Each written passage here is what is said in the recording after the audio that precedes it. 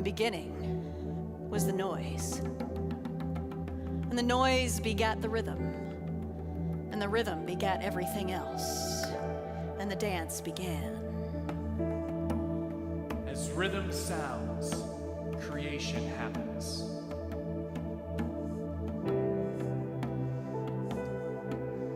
We are people bound together through sacred sound. As rhythm sounds, communion happens.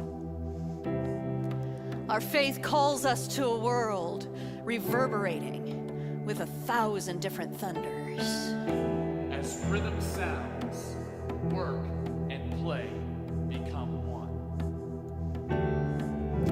We're part of a rhythmic universe as we pulse together.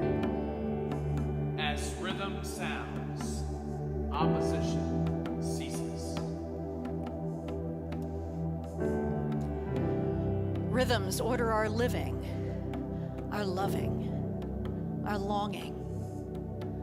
Rhythms of being together and being alone, of knowing and not knowing, of belonging and moving away, of mourning and of dancing. We are all companions of life's rhythms in our stillness and motion. In the sounds of in silence, our souls are uplifted. As rhythm sounds, we are gathered here.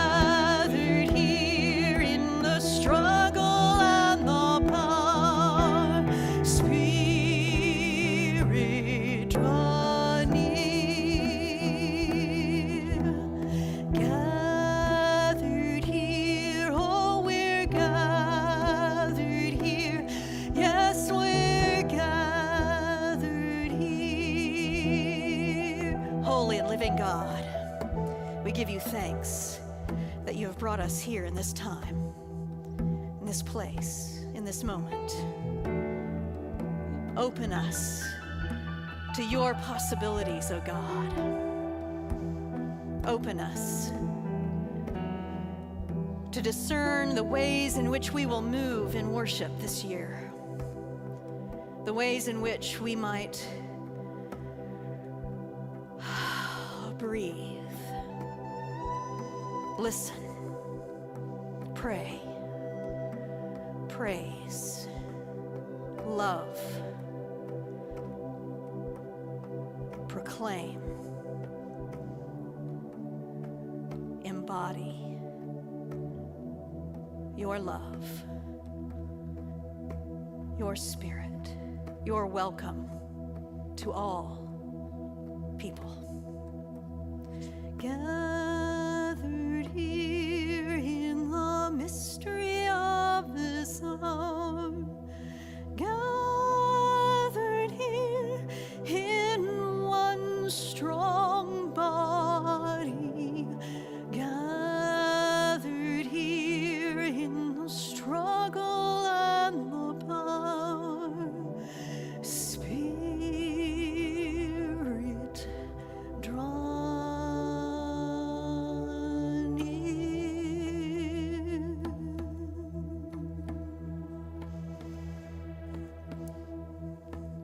Invite you to put your hand on your heart. Find your heartbeat.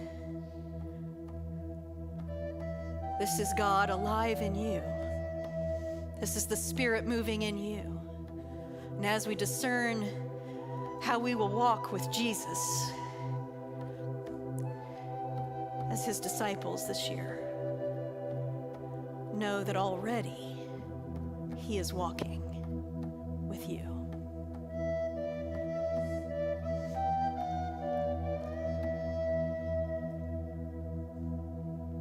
And all God's people said, amen.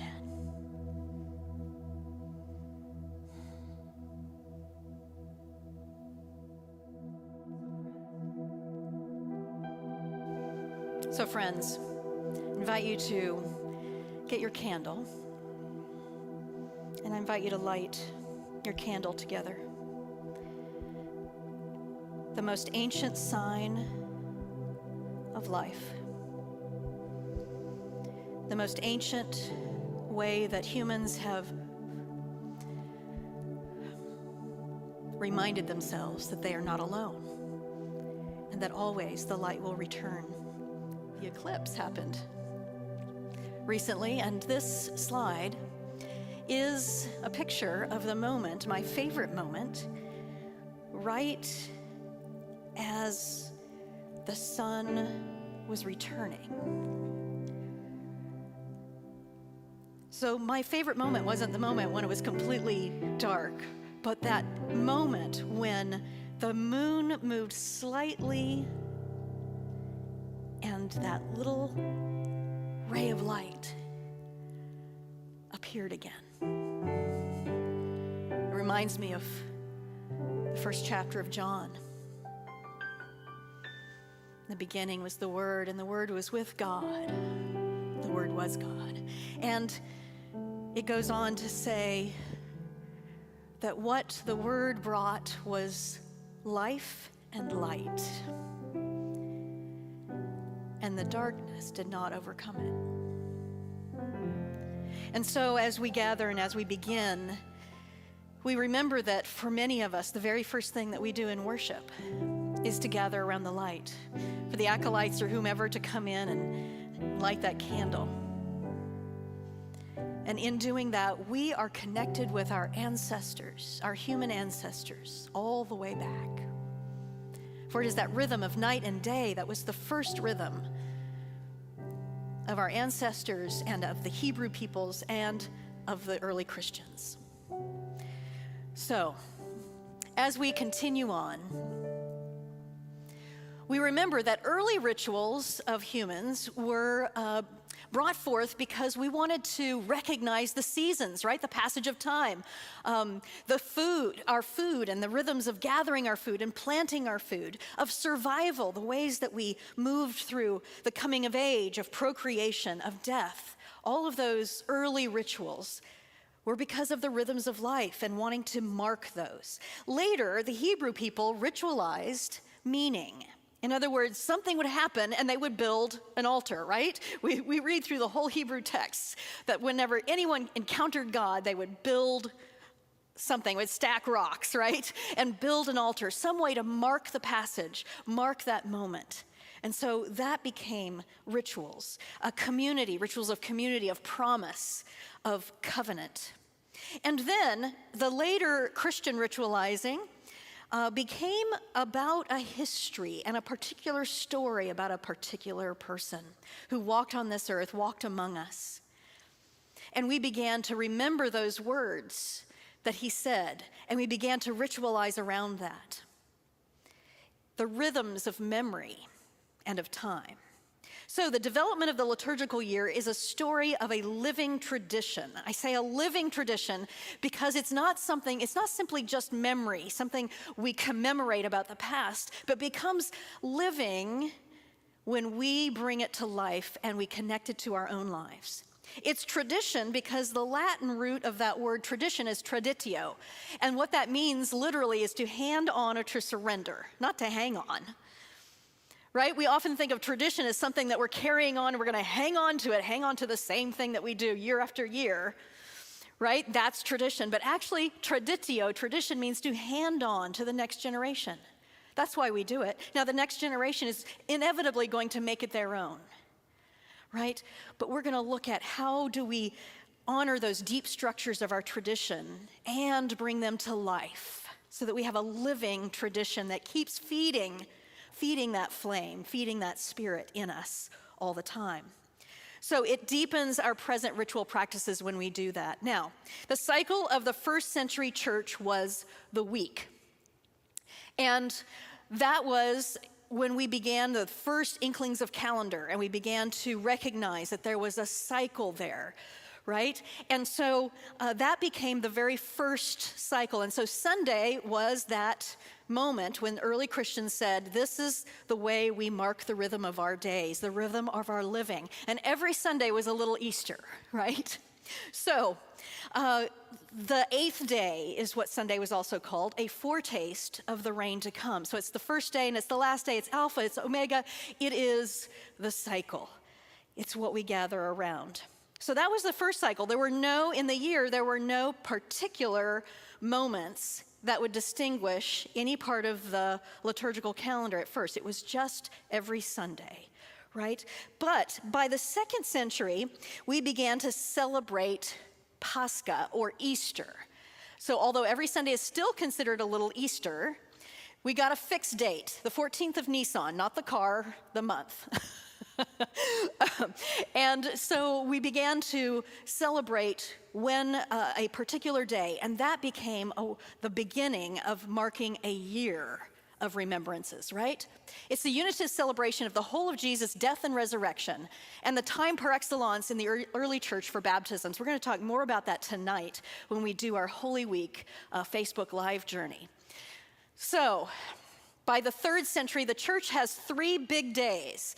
So we already know Pascha or Easter is one of them. What do you think the other 2 big days? What were the next 2 things that developed? Talk amongst yourselves for just a moment. What do you think it was? Go ahead. So most people say Christmas.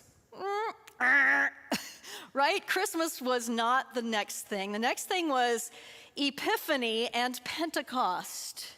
Those were the next 2 great big days, right? So those were the 3 commemorations through the year. That was the liturgical year at that point. And so Epiphany, Pascha, and Pentecost. And those 3 days were big in that they became equally as important around baptizing folks. Now, what happens then is that we get a period of preparation to all of those things that then fills out what we know as the liturgical year. So let's see how that happens. By the 4th century, when Christianity is all the rage, in other words, when it becomes legal, when it becomes a state religion, we get a whole lot of other things. We see the 3 big days have developed into many more commemorations. So we have Epiphany, Pascha, Pentecost. Now, Epiphany turns into a season of preparation for baptism, which eventually becomes Advent. And in Advent, we get, finally, the development of Christmas. Now, there's a lot of theories about that development of that date, but we'll save that for when we get into Advent Christmas. Then there was a festival of circumcision. Well, I'm not sure what happened to that one. Maybe they cut it out. Sorry. I know, you're all laughing at home. I'm hoping. Sorry. Yeah. Epiphany was, of course, already there. And then the presentation of the Lord in the temple. So we get many more things associated with Epiphany. Now, Pascha, by the 4th century, we've got a season of preparation for baptism, Lent, which ends in Palm Sunday. We have Maundy, Thursday, Good Friday, Holy Saturday, and Easter Day. Looks very much like what we know today. Again, we're going to delve into the development of each of these even more as we come to each one of the seasons. But look, already in the 4th century, we've got pretty much what we do today. All right, Pentecost then becomes the great 50 days between Easter and Pentecost. That's the Easter season, right? Easter's not just a day, it's a whole season. It's called the Great 50 Days. And it ends, Ascension is the Sunday right before Pentecost, and it ends with Pentecost Day. Pentecost is not a season, right? Pentecost is the culmination of the Easter season, and then we go into ordinary time. We humans continue to find ways to ritualize human longing. Now, what do I mean by that? I believe that the liturgical year is not just an opportunity to change the color of the paraments from time to time. I think that actually it's a wonderful container for the human emotions that we experience in real life. So let me take you through what I mean by that. The journey of the liturgical year is an organization of the story of faith and its messages as it intersects with our human longing in the form of worship, in the form of ritual. Advent Christmas. It's a yearning for the presence of the mysterious, something beyond, something more. I think all of us yearn for something more, something to be planted and born within us. And so we might ask the question, as we discern what we will do for worship in that season, what will the Spirit birth in this church? What is gestating within us? What is yearning to come out, to come forth? What is that something more for our churches? Epiphany happens, the end of the Advent Christmas cycle is a day of Epiphany, but there's Sundays after that, and I like to see that whole time as a season. I call it Epiphany Plus. It's a time of yearning for illumination, for knowing, for discovery, for relationship. And so a question that we might ask around this beginning of the year and the Sundays after might be, where is illumination and relationship and risk needed in our church? Where have we gotten stuck? Where have we stopped searching for greater understanding? How can we move forward as a church in this new year in new ways? We get to Lent. Lent has probably become one of the most recognized times of spiritual journey for folks. Now, I hope every season is a spiritual journey for you, but Lent seems to have captured our imaginations in terms of a journey, a pilgrimage of sorts. And I think deep down we all have this yearning to be fully known, to lay it all out on the table, to be accepted, to understand who we are perhaps, and accept ourselves and accept the change that we need to undergo, to be transparent with each other. And so a question we might ask would be, what are the deep questions for our congregation in this time? Do we need to wrestle with something? Do we need to examine something within us? That is a question for Lent.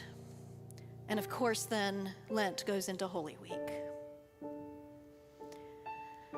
Yearning for comfort in suffering, making sense of the pain of life, crying justice in the midst of injustice. This is the Holy Week story.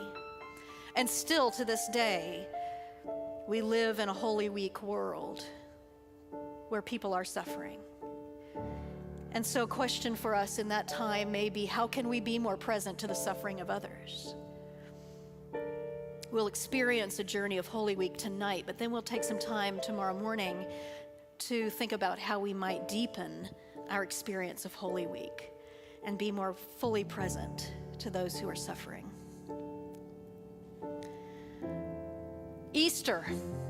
Easter comes, and again, that ancient symbol of light in the midst of no light, life in the midst of death, yearning for purpose, for renewal, for new life in the midst of death, starting again. We all want to have do-overs sometimes.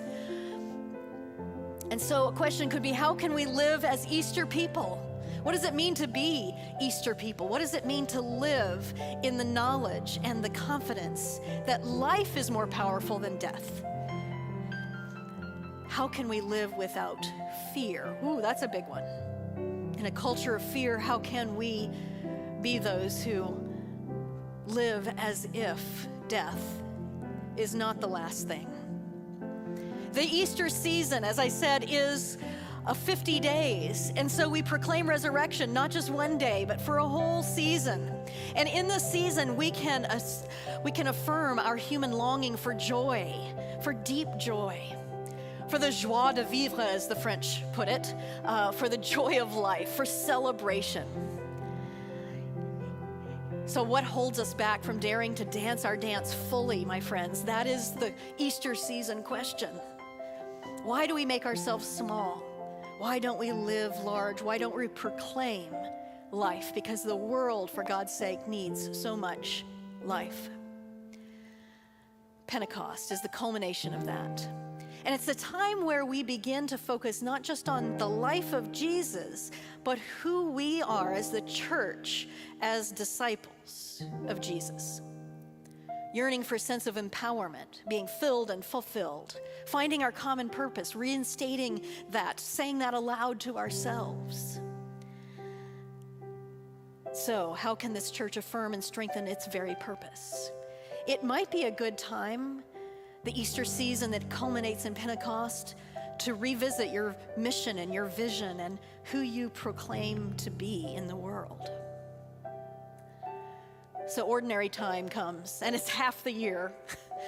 We've packed a lot of story into half the year, and then we get to ordinary time. Now, ordinary doesn't mean ordinary as in the opposite of extraordinary. It means ordinal. It means a numbered reading of text through time. That's where that word comes from. But we can think of it metaphorically, yearning for something extraordinary along life's journey. And perhaps we ask ourselves this question: how can we see the extraordinary in the ordinary? What will we proclaim in this time? All right, so here we have it, the intersections of human experience and divine intervention, where our human longings meet God's word, meet God's possibilities for our lives and for our church.